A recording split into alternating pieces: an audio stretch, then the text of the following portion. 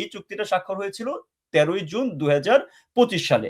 So এই চুক্তির যে শর্তগুলা ছিল, বাংলাদেশে কিন্তু এই শর্তগুলা এই ইউনূস প্রশাসন নীরবে, কিছু কিছু ক্ষেত্রে সরবে, তার খুব অল্প অংশই আমরা গণমাধ্যমে দেখতে পাচ্ছি, কিন্তু এগুলোর বাস্তবায়ন শুরু করে দিচ্ছে।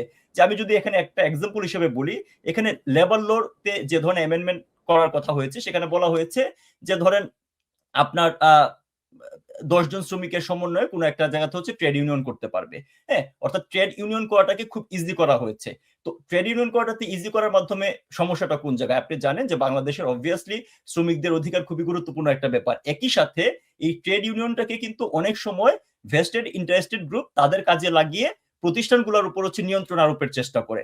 সো এই কাজগুলা, এই অ্যামেন্ডমেন্ট গুলা কিন্তু হচ্ছে অলরেডি হয়ে গেছে। এখন ধরেন একটা প্রতিষ্ঠানে 1000 শ্রমিক আছে, 10 জন মিলে মনে করলো যে আমার আজকে একটা ট্রেড ইউনিয়ন করা উচিত, আমাদের হচ্ছে 10টা দাবি নেওয়া উচিত, দাবি না মানলে আমাদের ফ্যাক্টরি বন্ধ করে দেওয়া উচিত। অর্থাৎ আপনি যদি কোনো একটা প্রতিষ্ঠানের লিমিটেড কিছু মানুষকে আপনার নিয়ন্ত্রণ করতে পারেন বা কনভিন্স করতে পারেন, তাহলে আপনি ওই প্রতিষ্ঠানকে ক্রিপল ডাউন করতে পারবেন।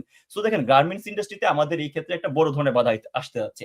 সো ইন জেনারেল এটা নিয়ে আমার ব্যক্তিগত দুঃখবোধের জায়গাটা হচ্ছে এটা নিয়ে খুব একটা আলোচনা হয় না, গণমাধ্যমে তো হওয়ার সুযোগই নাই, বাট সচেতন যারা বিভিন্ন কারণ গণমাধ্যম তো জানে নাই আমিনুল হক পলাশ, মানে কাউকে তো জানানো হয় নাই। এমনকি ইউনূসের এত ক্লোজ বন্ধু দেবপ্রিয় ভট্টাচার্য, হ্যাঁ মানে শ্বেতপত্র উৎপাদনকারী, তো সেই অর্থনীতিবিদ দেবপ্রিয় ভট্টাচার্যও কিন্তু দুঃখ করে বলেছেন যে জীবনে নাকি এমন এগ্রিমেন্ট দুই দেশের মধ্যে তারা আগে দেখেন নাই বাংলাদেশের ক্ষেত্রে, যেখানে এসে কোনো কিছুই জানানো যাচ্ছে না, এত গোপন চুক্তি।